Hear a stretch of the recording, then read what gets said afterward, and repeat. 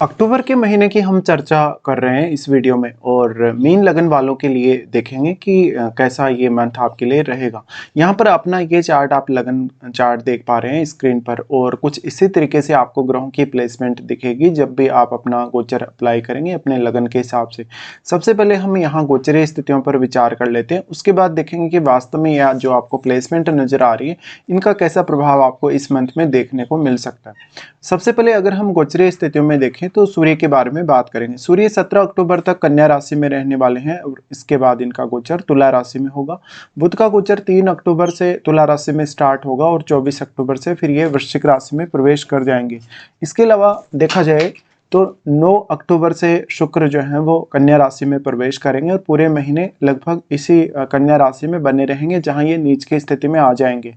इसके अलावा मंगल का गोचर देखें तो मंगल तुला राशि में गोचर करने वाले हैं और 27 अक्टूबर से अपनी स्वराशि वृश्चिक में प्रवेश कर जाएंगे।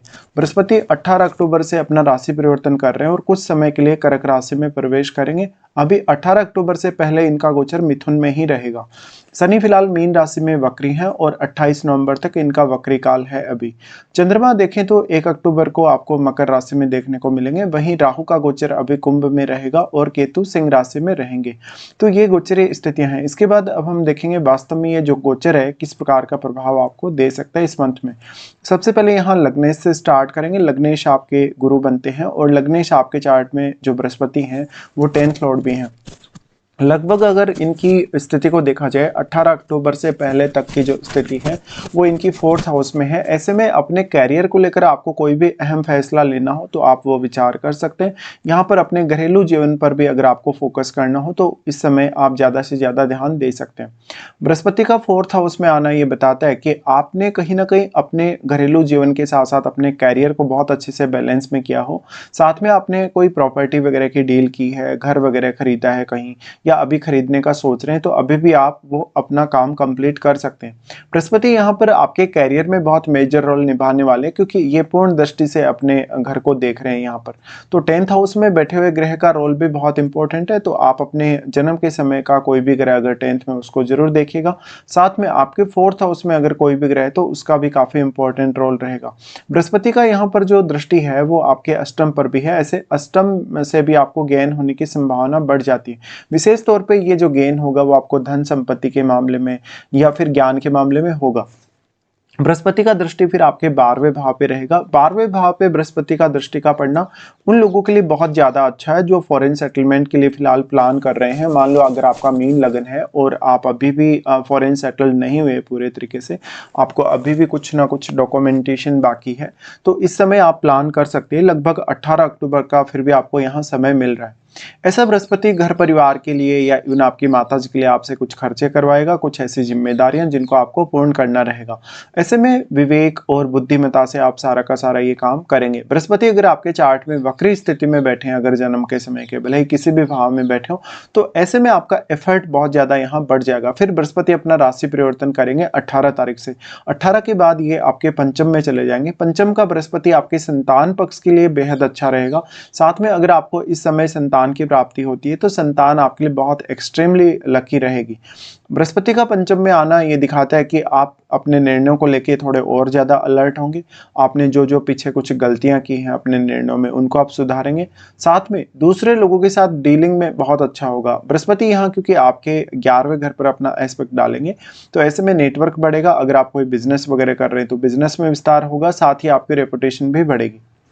बृहस्पति सबसे पहले प्रभाव यहाँ से डालेंगे नवम घर पर। नवम घर पर प्रभाव डालने की वजह से जिन जातकों को विदेश यात्रा करनी है या लॉन्ग डिस्टेंस कोई टूर करना है उनके लिए बेहद अच्छा है। जिन जातकों को अपने हायर स्टडीज को लेके कोई फैसला लेना है तो उस मामले में भी इनका सपोर्ट आपको रहेगा।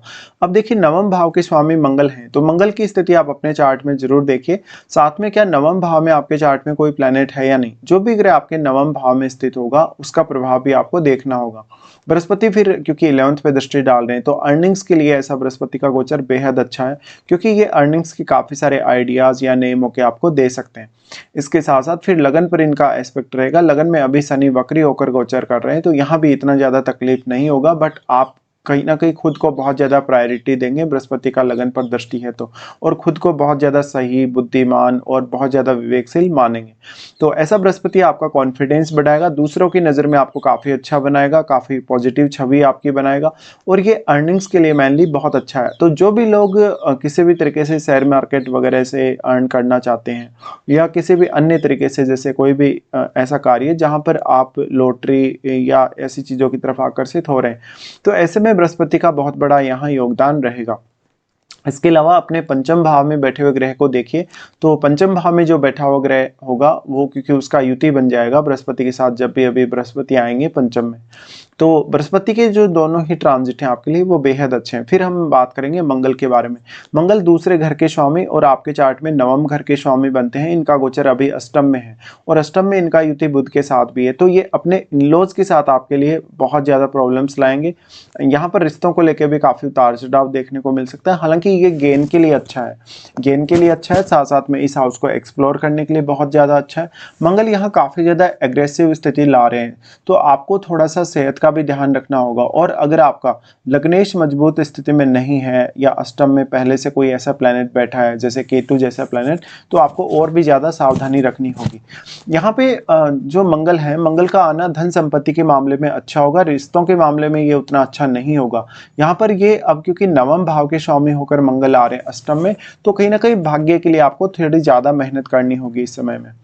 मंगल का अगर गोचर देखा जाएगा तो मंगल फिलहाल यहाँ पर तुला में ही रहेंगे, और 27 अक्टूबर से अपना राशि परिवर्तन करके वृश्चिक राशि में भी आ जाएंगे। लेकिन ये लगभग मंथ के एंड में होगा, तो उसका उतना ज़्यादा प्रभाव नहीं होगा जितना कि मंगल यहाँ प्रभाव डाल रहे हैं। ऐसे में अपने रिश्तों को लेकर थोड़ा सावधान रहिएगा। एक्स्ट्रा कुछ आपको इनकम हो, या आपको कोई ऐसी इनकम जो काफ़ी स्टेबल रहती हो, ऐसे में आप ज़्यादा विचार कर सकते हैं किसी भी प्रकार के रिस्क लेने के बजाय। मंगल का जो प्रभाव है वो आपके 11th पे रहेगा, यहाँ अपने उच्च के घर पर ये दृष्टि डालेंगे, तो ये फेज आपका बहुत ज़्यादा अच्छा हो सकता है, आपके लिए काफ़ी सपोर्टिव हो सकता है। साथ साथ में आपके लिए कहीं ना कहीं कुछ दूसरे लोगों के कनेक्शंस भी ऐसा मंगल लाएगा।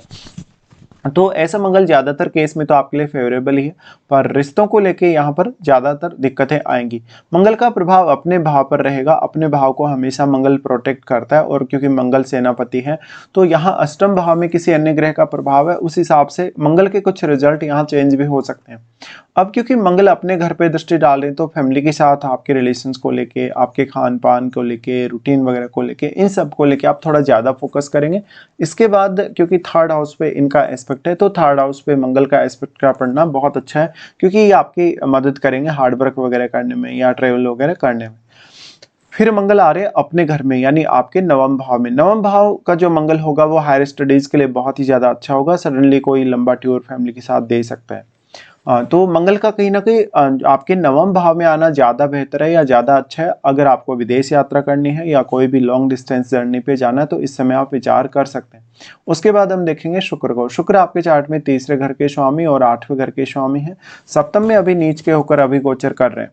तो शुक्र का जो गोचर है यहाँ पर लगभग 9 अक्टूबर से स्टार्ट होगा, और 9 अक्टूबर के बाद आप देखेंगे कि कहीं ना कहीं पार्टनर और आपके बीच में काफ़ी मस अंडरस्टैंडिंग है, या आपके और उनके बीच में कहीं ना कुछ इश्यूज क्रिएट होंगे। ऐसे में देखिए, नीच का शुक्र यहाँ कोई ना कोई नया अफेयर या रिलेशनशिप लाता है, तो उस मामले में आप जरूर सावधान रहिए। अगर राहु का प्रभाव हुआ यहाँ पर आपके 7th हाउस पे, या मंगल का प्रभाव हुआ, तब भी ऐसा होने की पूर्ण संभावना होगी। शुक्र यहाँ नीच की स्थिति में है, तो आपका पार्टनर आपसे बहुत ज़्यादा खर्चा करने के लिए बोल सकता है, बहुत ज़्यादा भोग विलास या लग्जरी की तरफ आपका जो जीवन साथी है वो आकर्षित हो सकता है। अब क्योंकि शुक्र आपके चार्ट में तीसरे घर के स्वामी है, तीसरे घर के स्वामी होने की वजह से यहाँ पर आप अपने स्किल्स पे ज़्यादा से ज़्यादा ध्यान दे सकते हैं, और पार्टनर से किसी भी तरीके से आप सपोर्ट प्राप्त कर सकते हैं। अगर आप शुक्र से रिलेटेड कोई भी प्रकार का बिजनेस कर रहे हैं, तो आपको ज़्यादा समय देना होगा अपने बिजनेस में। इसके बाद अगर देखा जाएगा तो शुक्र का दृष्टि भी आपके लगन पर है, जहाँ पर ऑलरेडी क्योंकि शनि अभी वक्री चल रहे, तो यहाँ पर ज़्यादातर केस में तो जो शुक्र का प्रभाव है लगन पर वो अच्छा ही होगा। लेकिन ये आपके लिए कुछ ना कुछ ऐसे भौतिक सुख सुविधाओं वाला मार्ग खोलेगा किसी भी तरीके से, और हो सकता है आपके जो रिलेटिव्स हैं, आपके जो नज़दीक के जो लोग हैं, वही आपके ज़्यादातर काम आए। तो शुक्र का गोचर भी आपके लिए बेहद अच्छा है। फिर हम यहाँ पे बुध के बारे में चर्चा करेंगे। बुध 4th लॉर्ड होने के साथ साथ आपके चार्ट में वो 7th लॉर्ड भी है और गोचर हो रहा है बुध का अष्टम में। अष्टम का बुध अकल्ट साइंस वगैरह के लिए बहुत ज़्यादा अच्छा है। इसके अलावा कुछ भी नया खोजना है, एक्सप्लोर करना है, उन सब के लिए बेहद अच्छा है। यहाँ पे अब देखिए, क्योंकि अष्टम का बुध है तो जो भी लोग कोई रिसर्च में है, जो भी लोग इंजीनियरिंग टेक्नोलॉजी जैसे फील्ड्स में कोई रिसर्च कर रहे हैं, उनके लिए काफ़ी ज़्यादा अच्छा साबित होगा। बुध यहाँ पर 4th लॉर्ड होकर आ रहे हैं और 7th लॉर्ड भी हैं, तो इसका मतलब है कहीं ना कहीं आपका पार्टनर आपसे कुछ ना कुछ छुपा रहा है, चाहे तो वो धन छुपा रहा है, चाहे वो अपना रिलेशनशिप छुपा रहा है। इसे में जरूर आपको यहाँ ध्यान देना होगा।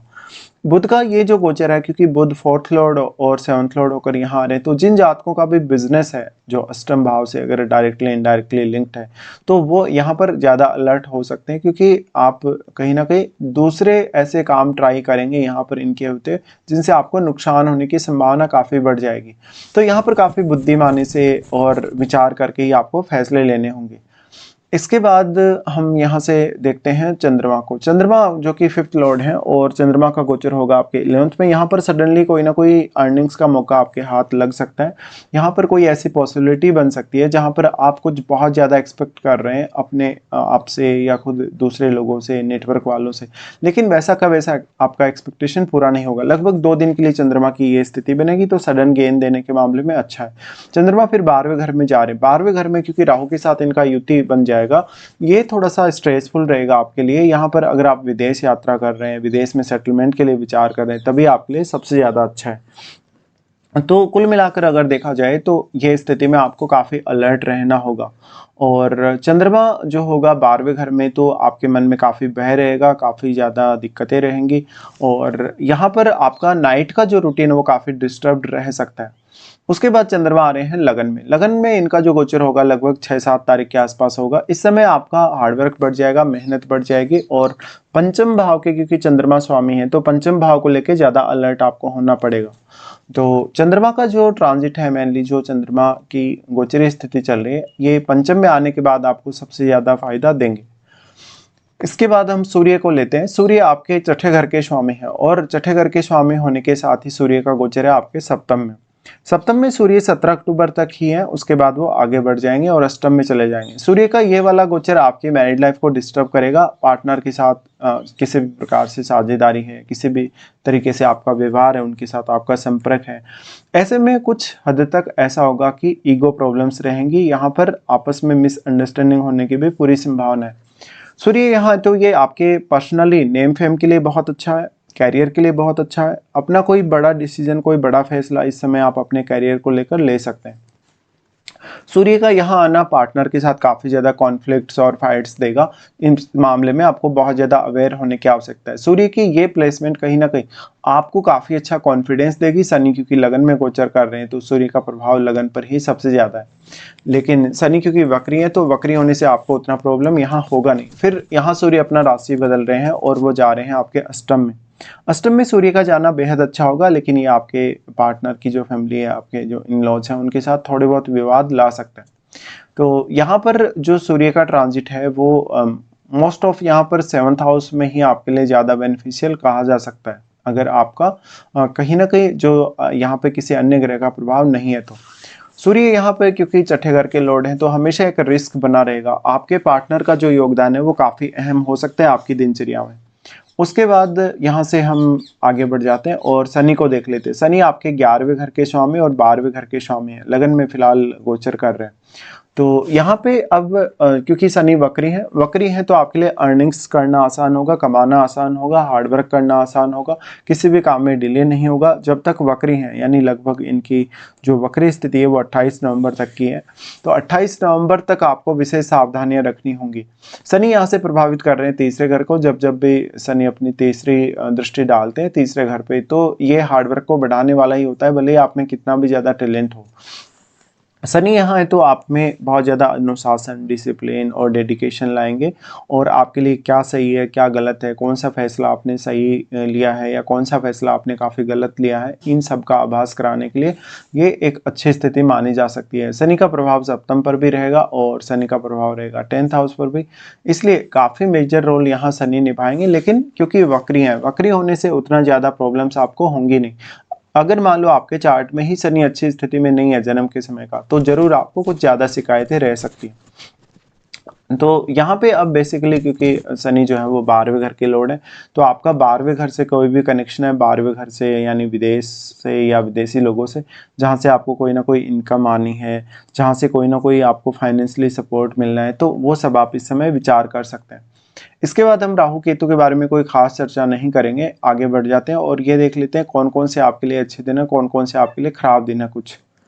सबसे पहले अगर हम अच्छे दिनों की बात करें तो आपके लिए 10, 11, 14, 15 और 26 और 27 ये मंथ्स आपके अक्टूबर के महीने के लिए बेहद अच्छे हैं। अगर मान लो आपको किसी भी काम में लगातार दिक्कतें आ रही हैं, परेशानियां आ रही हैं, तो इस समय आप ये ट्राई कर सकते हैं। इन दिनों में उन कार्यों को करने के लिए योजना बना सकते हैं। इसके बाद हम देखेंगे कौन कौन से ऐसे दिन हैं जहाँ पर आपको काफ़ी सारी प्रॉब्लम्स सामने आएंगी। चंद्रमा का गोचर जब लियो में होगा तो 16 और 17 को ऐसी स्थिति का निर्माण होगा। ये आपकी डेली लाइफ के लिए बिल्कुल भी अच्छा नहीं है। चंद्रमा जब तुला में गोचर करेंगे 21 और 22 को, ये काफ़ी स्ट्रेसफुल समय रहेगा, अर्निंग्स को लेकर दिक्कतें रहेंगी। इसके साथ साथ किसी से भी विवाद ना करें, किसी से भी अगर आप कोई लड़ाई झगड़ा करते हैं, विवाद करते हैं, तो काफ़ी ज़्यादा यहाँ समस्या हो सकती है। चंद्रमा का गोचर जब एक्वेरियस में होगा तो 3 से 5 तक और 31 तारीख को होगा। ये समय बेहद अच्छा रहेगा लोगों के साथ कनेक्टिविटी बिठाने के लिए, लेकिन यहाँ पर आपका कॉन्फिडेंस कम रहेगा। 12वें घर में चंद्रमा जा रहे हैं तो यहाँ पर आपको मेजर बहुत नया डिसीजन लेना पड़ सकता है कल की आपकी फैमिली की रिक्वायरमेंट्स के लिए। तो इस हिसाब से आप यहाँ विचार कर सकते हैं। बेसिकली अगर देखा जाए इस मंथ को तो ये कैरियर के लिए बेहद अच्छा है, अर्निंग्स के लिए बेहद अच्छा है और बहुत सारे ऐसे मौके भी आपको मिलेंगे जहाँ पर आप अपना प्रदर्शन और बेहतर कर सकते हो। तो कुल मिलाकर हमने यहाँ पे जो है डिस्कस किया। फिलहाल आपको वीडियो देखने के लिए धन्यवाद।